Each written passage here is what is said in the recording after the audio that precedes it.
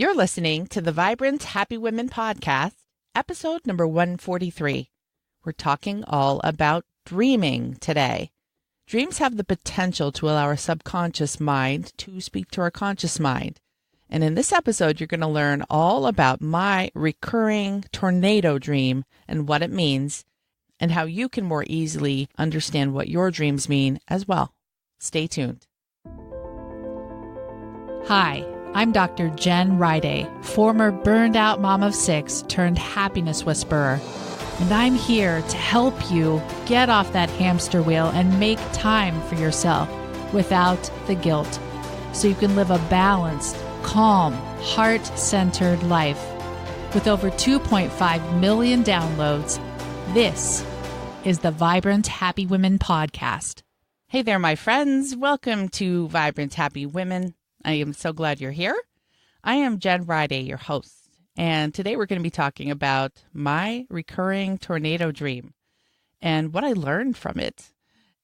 You're going to hear something that might make you think, oh my goodness, is Jen going to quit her podcast? Well, I'm not. I'm here to stay, but stay tuned to learn what I'm talking about and how this relates to what I discovered from that tornado dream working with our guest, Tzivia Gover, today. She is a dream expert, and she really helped me understand my tornado dreams that I've had since I was a little girl. And I wonder about you. Do you have any recurring dreams that you've had for a long time? And do you think there's some meaning that your subconscious mind is trying to give you through those? We can learn so much through our dreams. We're going to discover how we do that in this episode. Well, before we dive into the interview, I want to let you know that Heal Your Heart, a 2019 journey of self-love, is open for enrollment. This opens only once a year. Heal Your Heart is my only small group coaching program where you and me and about 10 other women meet together every week for 20 weeks. We meet virtually and we work through a series of steps that will help you build self-love. Those steps include everything from learning to meditate a certain way that will help you listen to your intuition so you know exactly what you need to be doing, not what everyone else says you should be doing. Building a solid and consistent morning routine, learning healthy boundaries, letting go of limiting beliefs, healing those past hurts, and we go on and on. So many nuggets of wisdom, and we go through them step by step so that you really can learn a confident method of knowing yourself, loving yourself, and ultimately being able to bring what you've learned to your families so that you have a healthier marriage, healthier relationships with your kids, way more patience and joy from the inside out, and no longer feeling like you're just running on a treadmill of exhaustion and emptiness. So if you would really like to make 2019 a year where you become a new person, where you wake up and say, whoa, this is nothing like the person I was in 2018, then you'll want to join us. I would love for you to join us, and you can learn more at jenriday.com/healyourheart. If you're ready to find your best self again, wake her up, stop feeling burned out, and really shine in your life, then you will love Heal Your Heart. I led about 50 women through the program in 2018, and they are just completely changed. So much more confidence, but especially I love watching them being able to say no with ease and without guilt because they know what they're here to do. They know what's important. They know their priorities. They know their vision of what they want for their life, and they're working toward it. So it's beautiful. And that's really ultimately the purpose of what I do with the podcast, with my programs. I want to help you let go of the chase, the constant chase for stuff that doesn't even fill you up, to find that thing inside of you, that place inside of you where you feel deeply and completely confident and you deeply and completely love yourself because you know you're living in alignment with the life you were born to live. So if you'd like to join us for Heal Your Heart, go sign up now while enrollment is open and while we still have space. And you can do that at jenriday.com www.healyourheart.com/heal your heart. And remember, this only opens once a year. So I would love for you to be a part of that. Well, we need to dive into this interview so you can find out what I'm talking about in regards to my recurring tornado dream. And our guest, Tzivia Gover, is a dream expert who helps me uncover some of those truths about that. And I'm hoping that as you follow along, you'll learn some steps for how you can analyze your own dreams, whether they're recurring or not. So let's go ahead and jump into this really fun interview. Hey everyone, I'm with Tzivia Gover today, and she's the author of The Mindful Way to a Good Night's Sleep and Joy in Every Moment. She's a writer, educator, and certified dream therapist, and the director of the Institute of Dream Studies. Gover has led numerous workshops and panels about dreams, mindfulness, and writing, and she holds an MFA in writing from Columbia. She's an active member of the International Association for the Study of Dreams and the founder of 350 Dreamers, an international network of people who dream together for global healing. She lives in Northampton, Massachusetts, and can be found online at tziviagover.com. Welcome to the show, Tzivia. I can't wait for you to analyze one of my dreams. So welcome. Oh, I'm very happy to be here, and I love to talk about dreams, so I can't wait either. Well, let's start off with a quote, and then we'll learn about how you got into dream work. I mean, there's so much that I don't know that I can't wait to ask you. Yeah, so I want to share a quote that I just love, and it comes from Rainer Maria Rilke, who's a poet, was a poet. You, darkness, of whom I am born, I love you more than the flame that limits the world to the circle it illuminates. And I love that quote because it brings you into darkness and nighttime in a way that's infused with beauty and love. And unfortunately, for most of us, sleep is the last thing on our list. In fact, it doesn't even make it to our list. You know, we think of it as this blank void at the end of the day, but it's a third of our lives. And when we turn toward it and embrace the mystery of sleep and dreams and understand the potential of sleep and dreams to heal and help us, then we've just got this great resource that supports and sustains us. So that quote from me just reminds me again and again to fall in love with sleep and dreams and darkness, even when they seem scary. Well, so last week on last week's show, I spoke with a guest who was talking a lot about unlocking information from mindfulness and meditation. And I kind of feel like there's some overlap between that kind of thinking and then dreams. So tell us some of the things you've learned through dreams, I guess, to give us an overview. Sure. Just first of all, what you said is so true. You know, when you practice mindfulness and meditation, the whole point, in fact, is to study consciousness, to study how the mind works, and to be able to reflect rather than react and become an active participant in your own thinking, which is what creates your world, the world that you live in. And sleep and dreams offer us an extension of that. And dreams actually, I think of sleep and dreaming as part of my mindfulness practice. It's part of being conscious, of setting intentions and choosing what I pay attention to. So for me, it's a whole cycle of consciousness day and night. And that's why my book's called The Mindful Way to a Good Night's Sleep. I practice sleep and dreams as part of my mindfulness practice. So what does that look like? You know, many of us wake up and meditate or try to be mindful all day. What would be the first step for trying to bring this into our sleep? I'll tell you, one of the most productive and simplest steps I can offer is to move that meditation, either move it to sometime between after dinner and before bed, or, split up the meditation. So if you're doing 20 minutes, you could do 10 in the morning and 10 in the evening.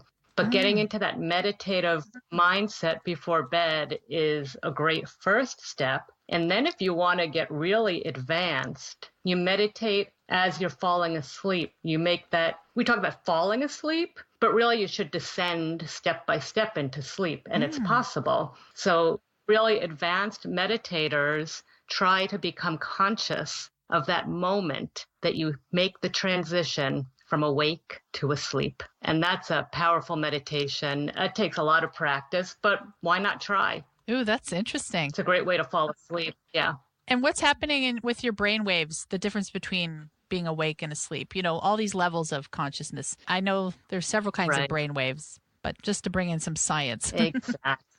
Sure. So we're cycling through different brainwave patterns all day long and all night long. So people might be familiar with the fact that when we're asleep, we start out in light sleep, and then we go into a deeper sleep, then REM, which is where most, but not all, but most of the narrative dreams that we're familiar with, the vivid narrative dreams, take place. And then we keep going through, and then we come to a point where we're close to being awake. And then we keep going through that cycle all night long. And those dream periods lengthen, which is why when we cut off sleep, we lose a lot of our dreams when we have to wake up with an alarm or we don't get our full 8 hours. But that's also happening all day long, not those exact same cycles, but our mind is cycling through different states of consciousness about every 90 minutes awake and asleep. Really? So again, I love to sort of tie these things together. Yeah. So it's not like sleep is off in some corner of our consciousness, literally and figuratively,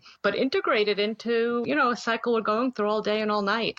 So what would you say is the main purpose, the primary function of dreams? Well, night dreams, I should say.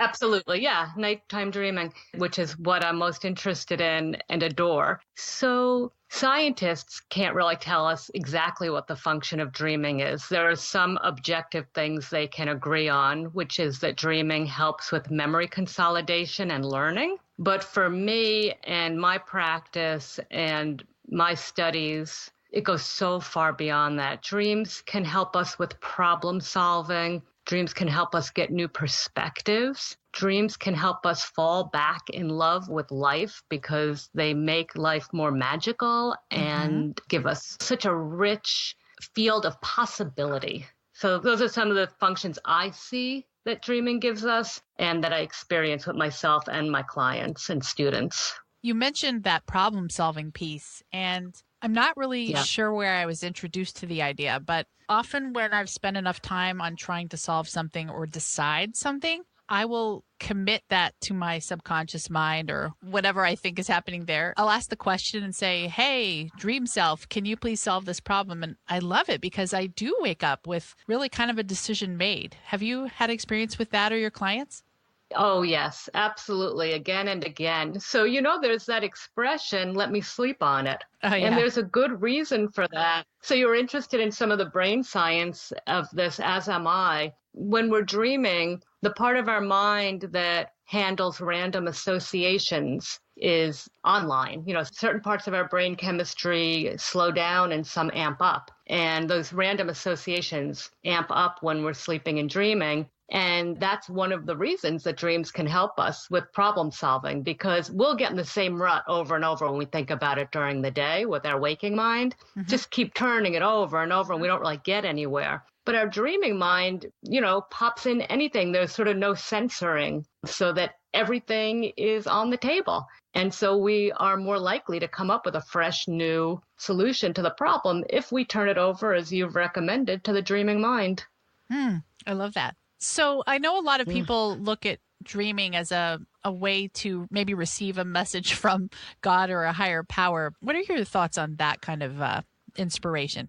Oh, I love it. In fact, when I was thinking about what quote I wanted to start with, it was a toss-up between the one that I shared and this one from the Talmud, which says an uninterpreted dream is like an unread letter. And when you read that in context, what it's really saying is an uninterpreted dream is like an unread letter from God. Oh, yeah. And yeah, so it's interesting. I never know how to talk to people about dreams because everybody has a different relationship to God, higher power. And some people, because of what they've experienced with institutionalized religion, they'll just turn off if I mention God.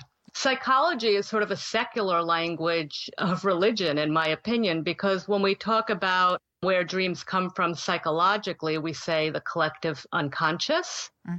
And I think once we get into the realm of the collective unconscious and all those deep levels of the subconscious, we're really connecting with something much greater than ourselves. And you could call that God too.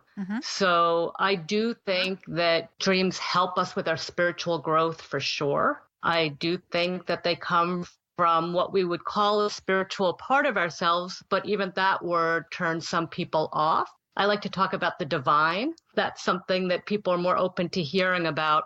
But I have found for sure that dreams help with emotional growth, physical healing, and spiritual evolution. Ooh, I love that. Well, in the bio I read about you, it says you and 350 other dreamers are dreaming together for global healing. Can you speak more to that? Yeah, so one of the things that's interesting about dreams, for a while, our culture, we got so quote unquote rational and left brain that we sort of left dreaming behind. And then Freud and Jung came along and helped us get back in touch with dreams. But for the most part, people thought of them as a personal helping tool or personal journey. But in fact, dreams have this big collective part of themselves. They speak to and from the collective. So I'm somebody who has always cared deeply about the environment and wanted to think of what I could contribute to healing the planet, since I believe so strongly that dreams help us with healing. So my goal was to get 350 people together to dream together for global healing, people from around the world. I far surpassed that goal, or we have far surpassed that goal as a dreaming community. We now have over 1,000 people. We meet on Facebook, where else, for the collective project of dreaming together. And we simply set an intention together on a given night. We do it about 4 times a year. We set our intention to dedicate our dreams to global healing. And then in the morning, we come back together and we talk about what we dreamed and what message that gives us about maybe what our role is in global healing in the face of climate change. We had one dreamer from Paris who, after one 350 dream night, decided to surrender her car because she didn't want to keep adding more carbon to the atmosphere. But often it's much smaller steps or epiphanies. People just recommit to doing their part to help heal the planet. And, sometimes they get great divine inspiration, and sometimes it's simply knowing that they're joining with this community of hundreds and over 1,000 dreamers, and it makes them feel better that there are all these people who care. So it helps on all these different levels. Is that community open for other enrollees, or is it, if someone listening is interested? Yeah, just go on Facebook, look for 350, the number 350 Dreamers. Ask, you have to ask to be admitted. That's simply so I make sure you're not a bot. So there's, you could just answer any of the questions or say you heard me on Jen Riday's show and I'll welcome you right in. Ooh, that's so fun. Yeah, the more the merrier. Yeah.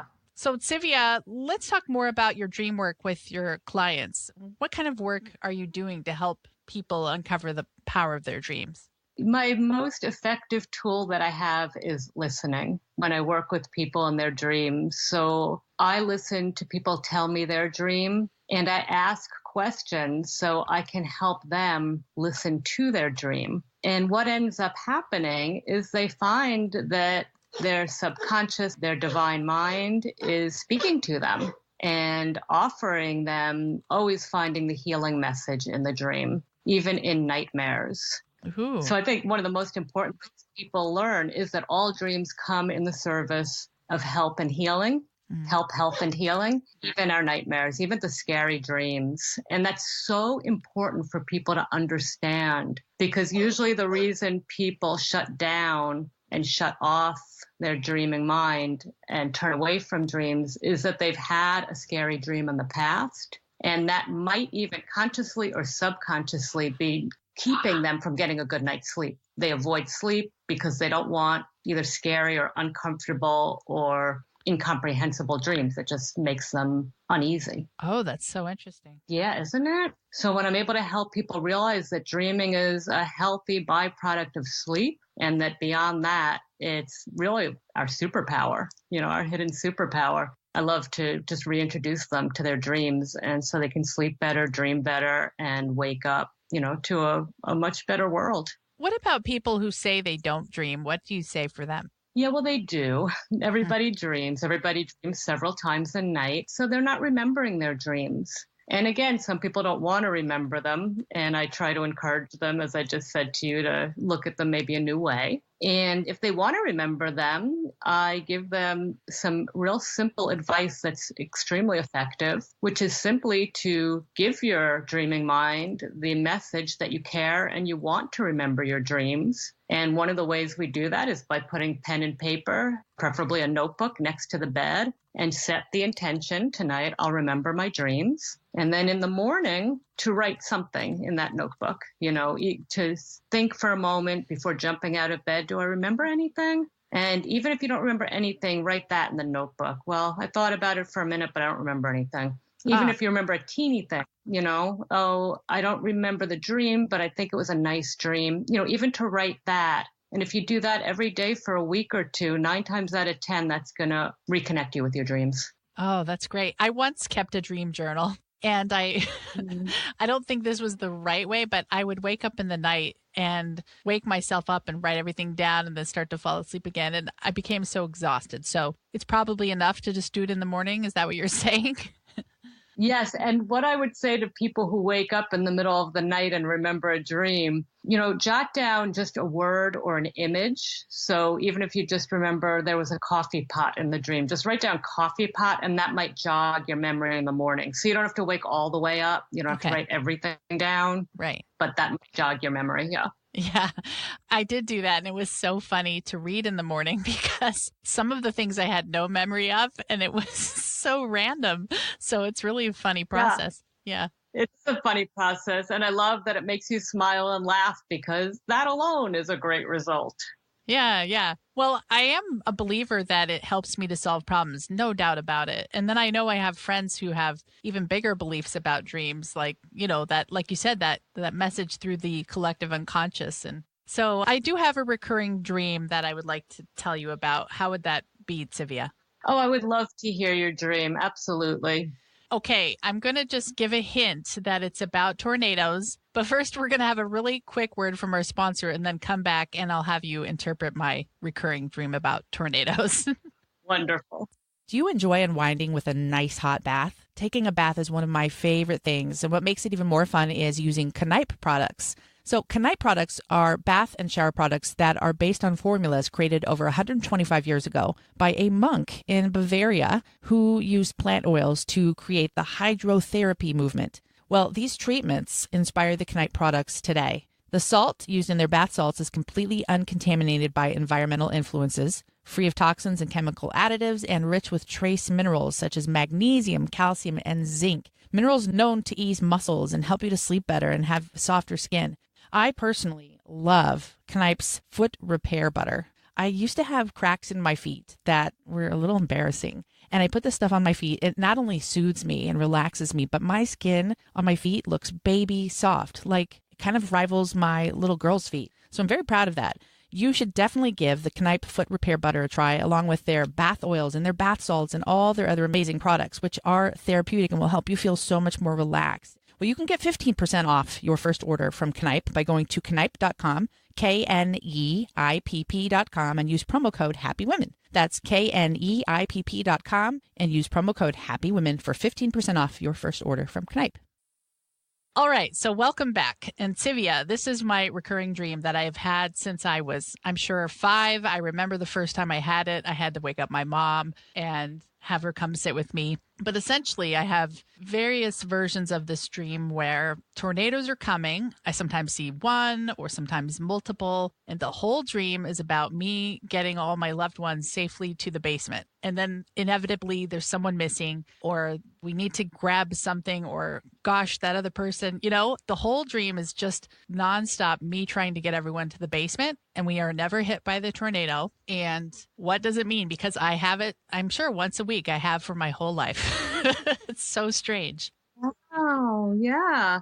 So thank you for sharing that dream. Thank you. And one thing to point out is this is a recurring dream, a dream that comes back again and again. And what I find with these dreams is once we figure out what the dream wants you to pay attention to, the dream will either change. So maybe you'll have a different experience of the tornado, or maybe it will go away because it doesn't need to come back anymore. Dreams are really trying to talk to us. And when we are able to listen, they will transform and we will change too. So the first thing to think about when you have a dream is, what do tornadoes, in this case, what is the central image of the dream? What does it mean to you? When you, let's say you were describing tornadoes to someone from Mars, what would you say they are?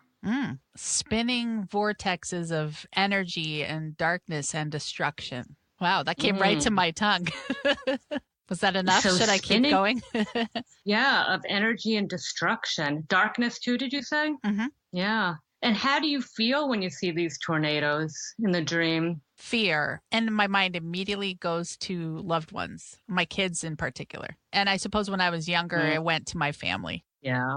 Yeah. So fear, the need to protect and the fear of something bad happening to your loved ones. Mm-hmm. Mm-hmm. So I would ask you, on the emotional level or on the spiritual level, any inner level, any part of your life, do you feel like there's some kind of spinning vortex of energy set on destroying you, your life, or your loved ones, your connections? I do believe in good and evil. And I believe evil is a force as much as good is a force.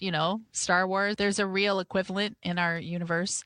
And so if there's any spiritual destruction, that would be it. I don't fear physical destruction because I do believe so strongly in an afterlife. So I don't think it's physical. It could be spiritual, I suppose. Is there any way that you spin in life at times and cause some destruction to your? Oh, that one makes me laugh right away. I'm a fast-paced person. I'm always going. I'm always rushing after the next thing, the next thing, the next thing. So I definitely spin and my mind spins and I always want to do the next thing. Slowing down is hard for me, but I do meditate and I do walk, but I do like that fast pace. And so that could definitely be a theme. Yeah, that spinning might be a part of yourself. And, I'm taking you through this very quickly now. If we were working together, we would really speak of spinning. We would not spin. We'd really take our time. But another question I would ask you is to try to take on the perspective of the tornado for a moment. Ooh. And think about, what does the tornado want? And if the tornado had any positive, even in a small dose, if it was a little tornado or a little more gentle spinning action, what good qualities might that have? Or could there be anything helpful about its actions? My immediate thought was the tornado saying, wake up. Life is so short. It could be gone in a minute. Beautiful. Well, you are a very great dream client because I love how open you are to just say what comes to mind. That's how we get to the bottom of this, and that's beautiful. So in just a few minutes, we got to some possibilities with this dream. It might be talking about your own spinning in life and your own need to slow down a little.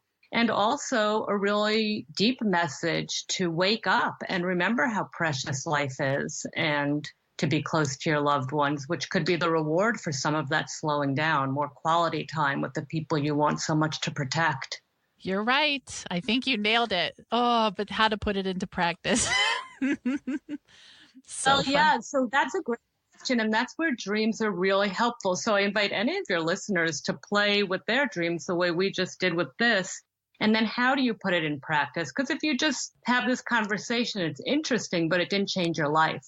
So you could use the very image from the dream in some way to bring it into waking life. So how do you bring it into practice? You could post a image of a tornado somewhere where you're going to see it, a picture, or, a tornado, that swirling energy. It reminds me also of a spiral. And that's a more healing version of that tornado energy, that spiral that helps us spiral into ourselves.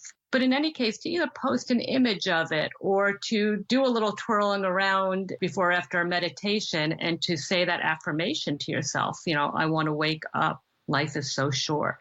Or I'm now waking up that life is short and I cherish time. So to make some small action step to bring this off the pillow into waking life, and that will interact with your subconscious and help you solidify this message that you really want to take to heart.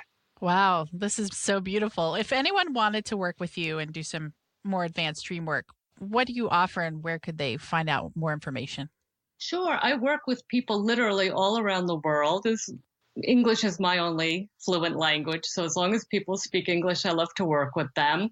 And on my website, tziviagover.com, Tzivia Gover, Gover.com, you can book an appointment with me for dream work, and we work by Skype or phone, and we have wonderful time exploring the dreams. And as you just experienced, it's a creative and fun and life-changing process. Mm-hmm. Yeah, that mantra you said suggested for me, the wake up. It's precious. Why it's just like totally resonating in my soul. There is something so deep there. And I already thought I was kind of woken up. So my goodness, I have more work to do. Oh my goodness. We all do. Mm-hmm. Mm-hmm. But Jen, I want to point out something really important. Those were your words.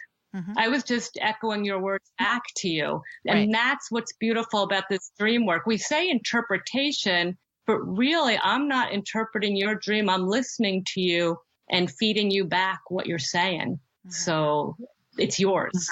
Yeah.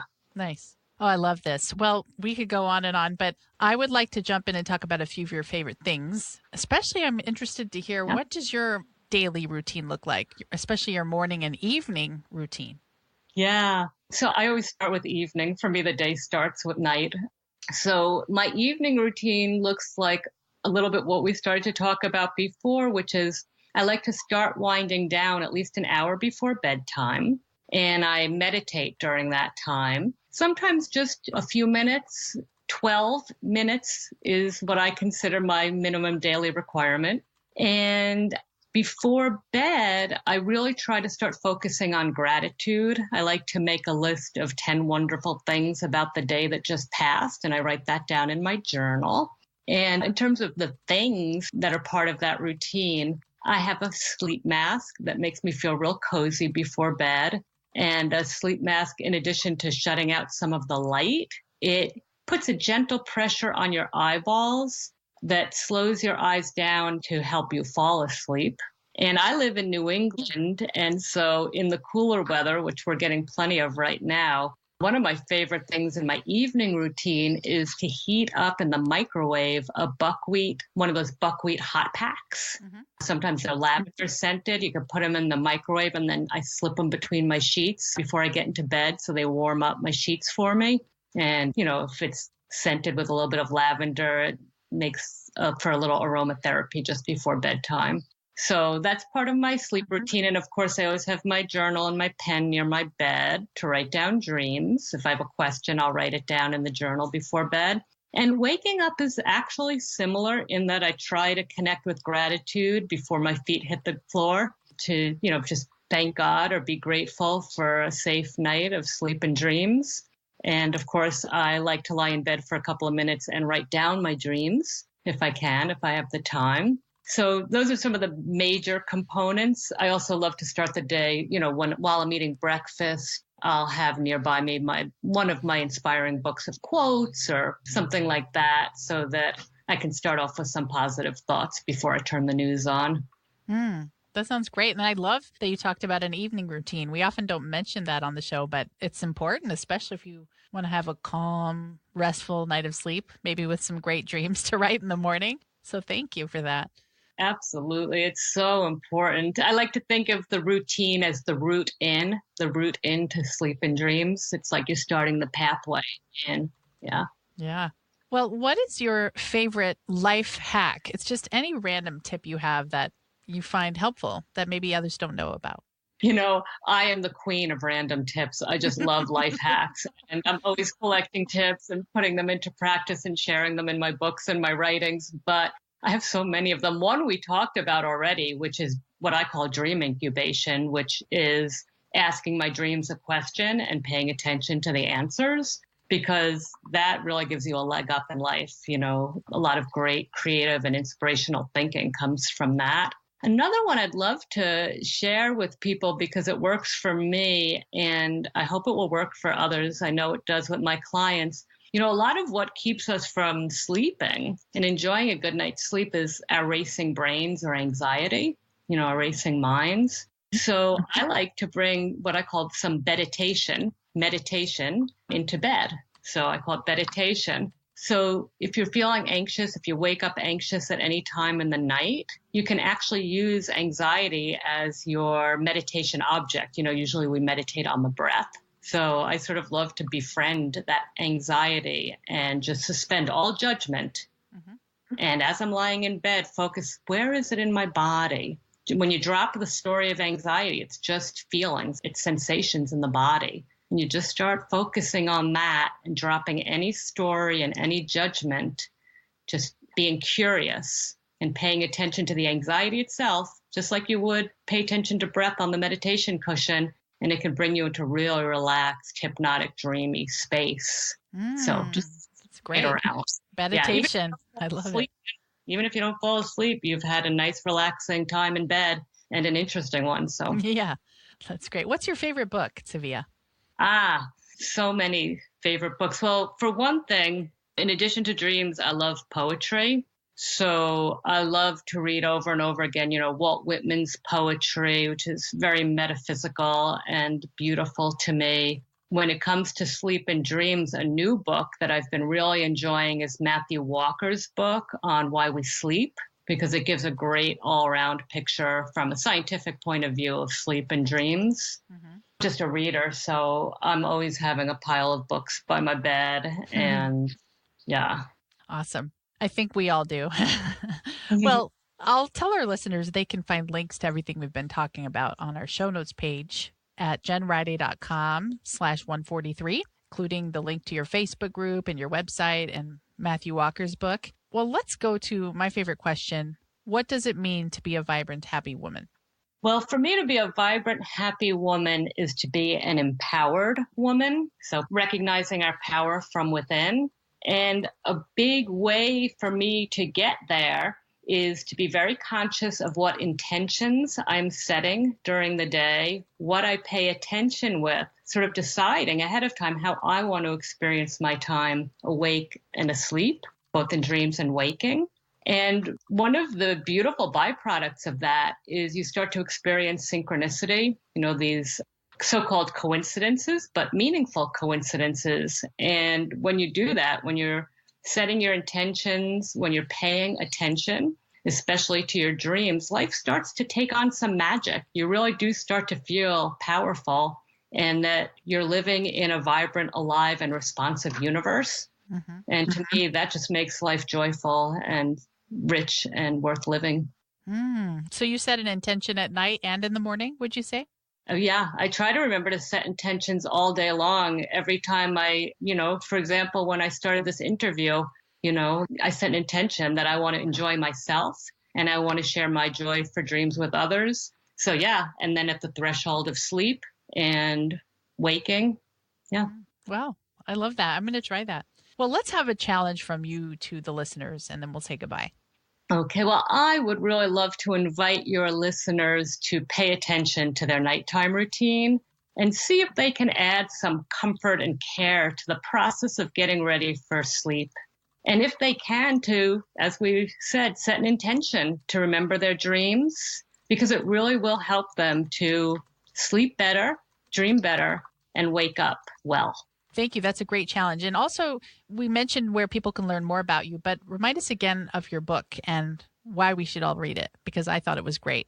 Oh, thank you. My book is called The Mindful Way to a Good Night's Sleep, and it includes tips about dream work, meditation, and journaling, all the things we've been talking about, and how you can make sleep and dreams a beautiful part of your day and enrich your life. And who doesn't want more sleep?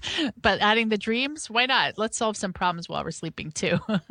That's great. Thank you so much, Tzivia. I love what you're doing. I'm definitely going to go check out that Facebook group. And I appreciate you being on Vibrant Happy Women today.